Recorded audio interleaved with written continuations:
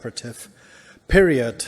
I have nothing to declare, and when I prepared this talk, I thought only 15 minutes to go. This is less, so we will focus on some topics in this talk, like the non-hemorrhage hypovolemic shock, some slides on distributive shock, and some slides of cardiogenic shock. But first, starting with the definition, pathophysiology, you all know shock is best defined as a life-threatening situation where the VO2-DO2 ratio doesn't fit to the patient, and whenever the ratio is less than 2:1, you know that VO2 becomes flow dependent. And what does this mean in terms of our daily business? It means we try to understand the holy grail of critical care or intensive care medicine. We try to look for preload, for inotropy, for afterload, to optimize stroke volume. We heard about optimization of heart rate, to have a good cardiac output, and to optimize DO2. And to achieve all these goals, we all have this fancy stuff like advanced hemodynamic monitoring in our ICUs, as we published some years ago. But unfortunately, and maybe only in my unit or in some others also, we don't use them on a regular basis. And this is a very important thing, because most of the time we are looking only for blood pressure. And you know all this? You ask, is the patient fine? Yes, he is. Blood pressure is fine. Everything is good. Okay, blood pressure decreases. So what's going on?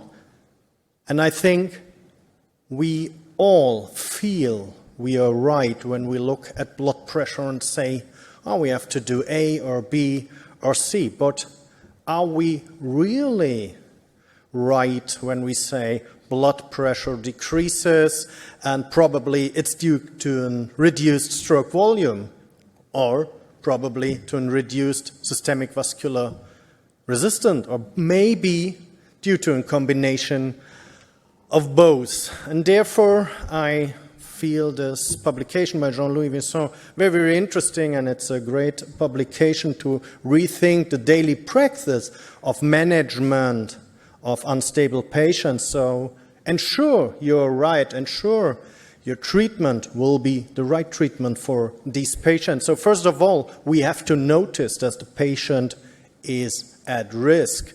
And how often do you appear to a room, to a patient, and the blood pressure decreases and someone tells you, oh, it's normal, he was just mobilized, or it's only 18/15, it's not normal. Is it? We don't know. We have to recognize that the patient probably is at risk at circulatory shock, and then we have to look why and set the right therapy. So whenever there is a drop in blood pressure and you do not have anything else, or whenever you see the patient is not fit, please ask the why question. Why is the patient bad?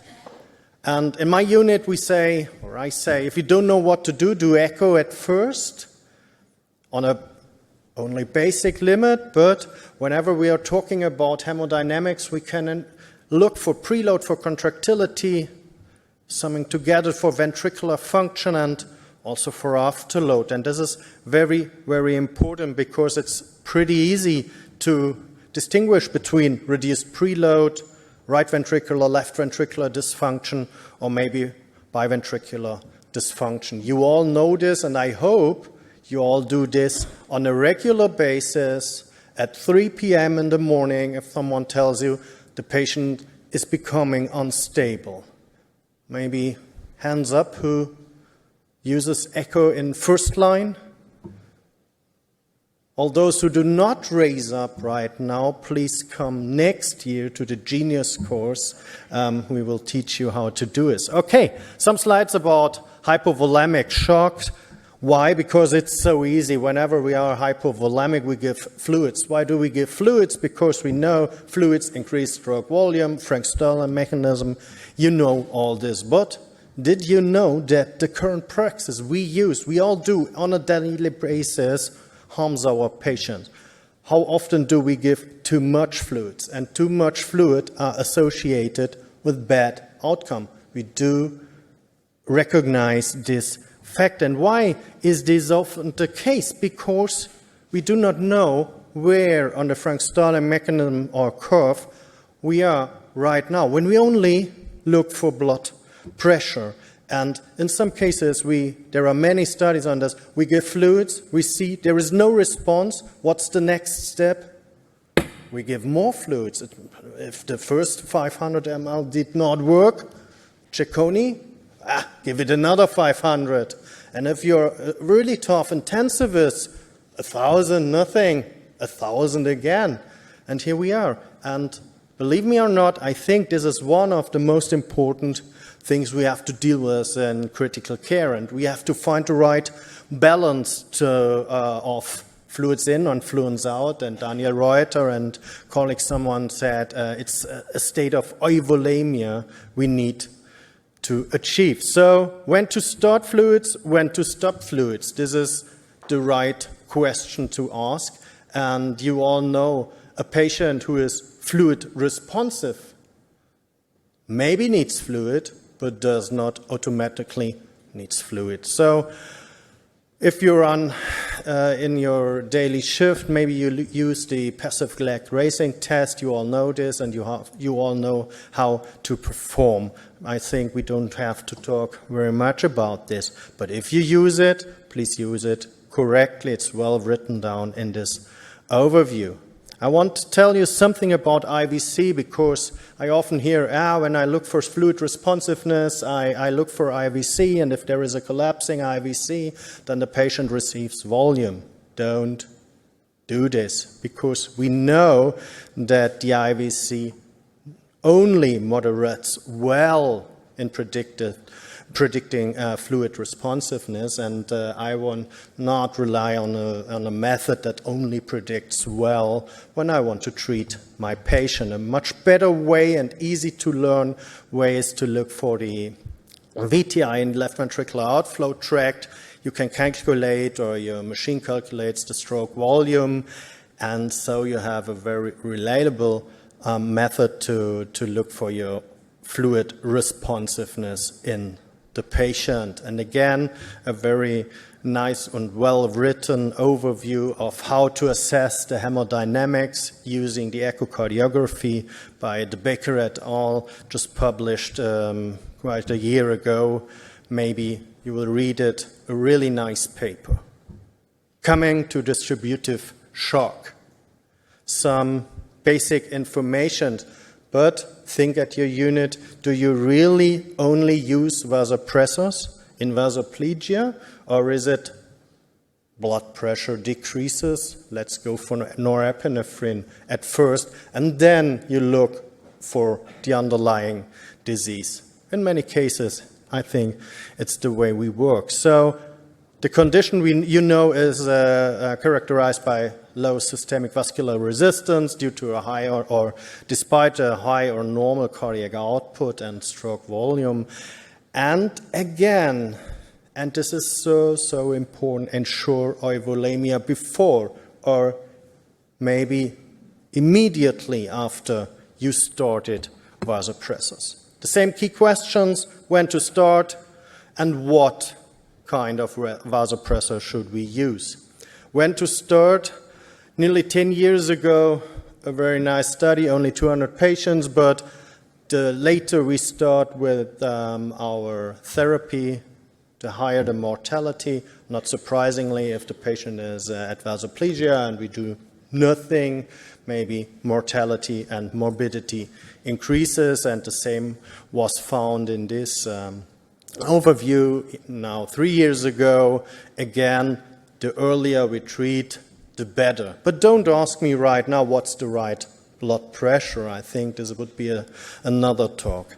So what kinds of vasopressors do we have? You know We have the alpha-1 agonist, the V1 and the ATR1 agonist in our units, and if you want to know more about the pathophysiology of the physiological and the pharmacochemistry, look at this overview, which clearly describe the acting mechanism of catecholamines or non-catecholamine agents, and we will further go for the sepsis guideline, because this is the most common guideline when we're talking about vasoplegia. You know, norepinephrine is recommended as the first-line agent over other vasopressors.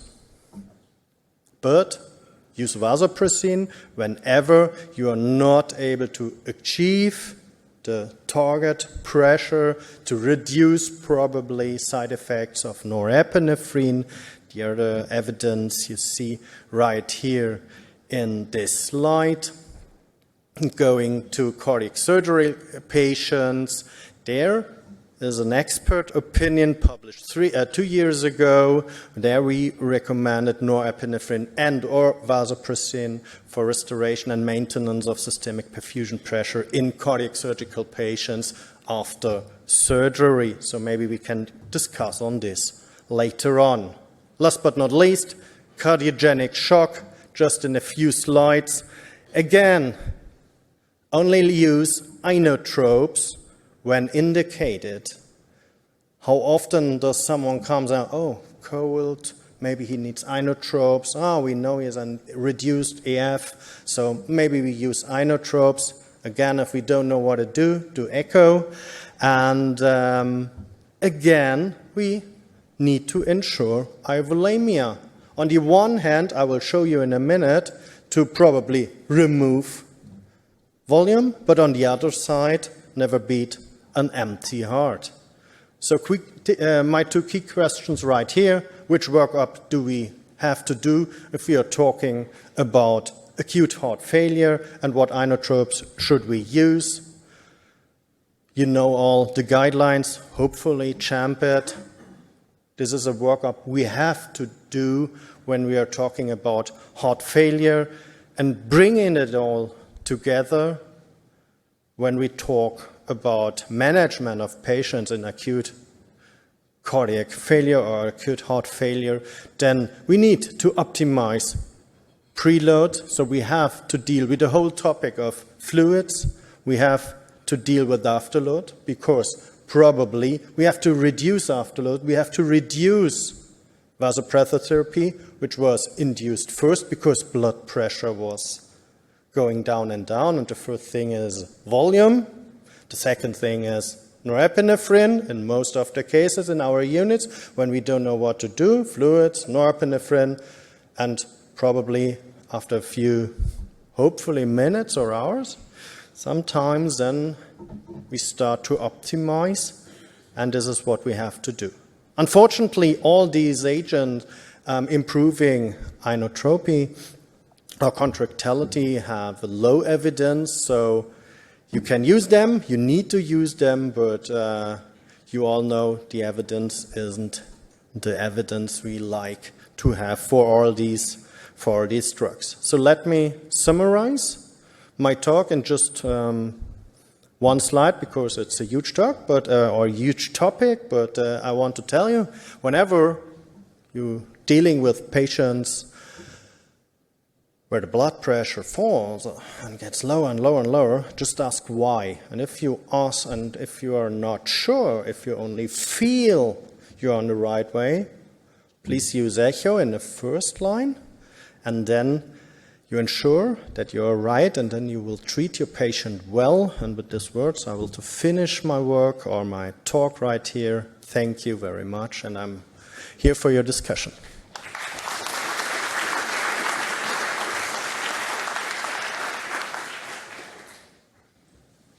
Any question from the audience?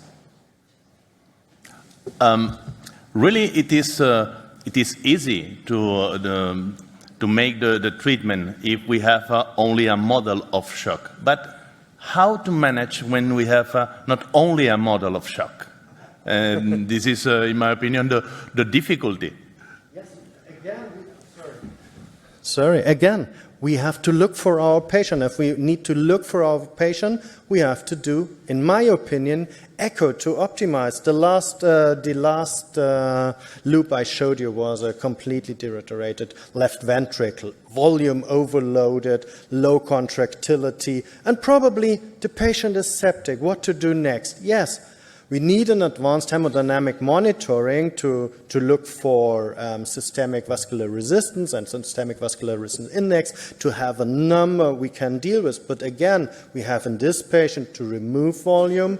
We have to again and re-evaluate using echo, seeing volume is removed, contractility may be increased, and probably heart rate is about 100. Okay, let's give it a try with inotropes. Seeing contractility increases, by Mandorf, stroke volume increases, then we can, maybe we are on the right way.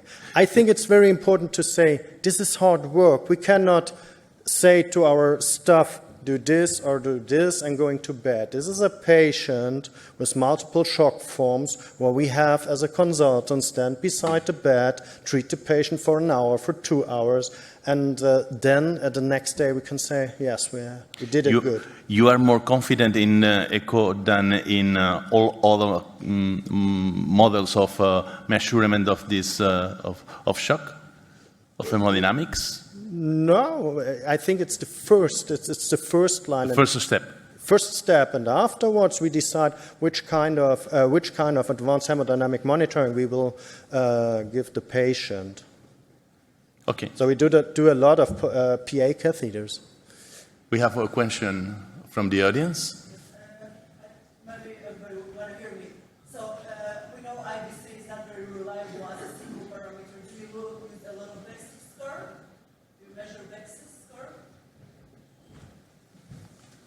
Of course, we do not, but when we look for IVC, we look also for IVC, but only in the big context. So what we do is right heart failure. You see an enlarged IVC, for example, or we use it to look at on the long way, but not as a single value and never for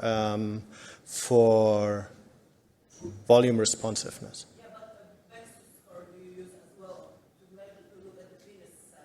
Which? Or VEXIS score? No, in my department right now, not.